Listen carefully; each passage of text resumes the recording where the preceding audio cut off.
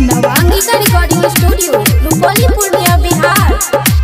नया नया दुनिया में निकलता गाड़ी, काहे तू धैले बारू हंस के सवारी। ए माई नया नया दुनिया में निकलता गाड़ी, काहे तू धैले बारू हंस के सवारी। पूजा के बाबे आज डे माई, काहे के करत तारू ले माई।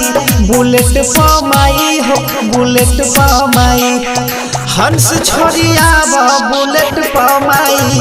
बुलेट पर माई हो बुलेट पर माई, हंस छोड़िया बुलेट पर माई। डीजे बुलेट पर माई हो बुलेट पर माई, मंगुरा नवादा। Angika recording studio Rupauli Purnia Bihar. अब की बारी सवारी बदल दानू हो, अपना सेवका दुआरे जल्दी चल दानू हो। अपना सेवका दुआरे जल्दी चल दानू हो। भइले बेर या बहुत है या बेर, तू आवर तनी जल्दी नु हो।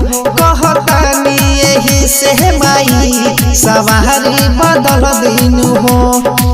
हाथ लेके खड़ा है पलटे माई, भूख से जरतावे पेटे माई।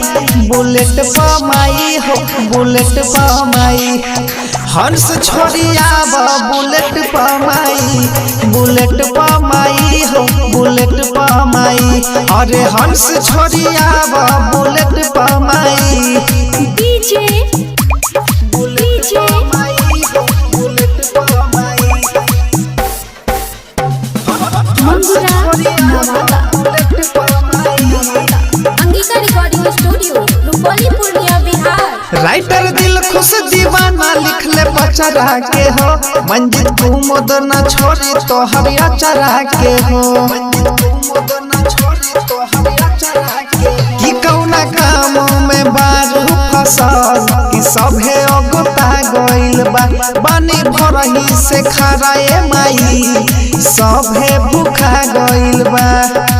बेरी बेरी करता नीचे चढ़े माई, देखो लोकेशन खोली ले माई।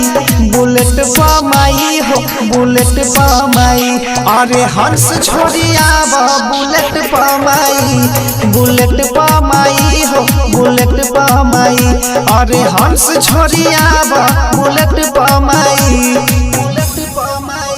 Angika recording studio Rupauli Purnia Bihar.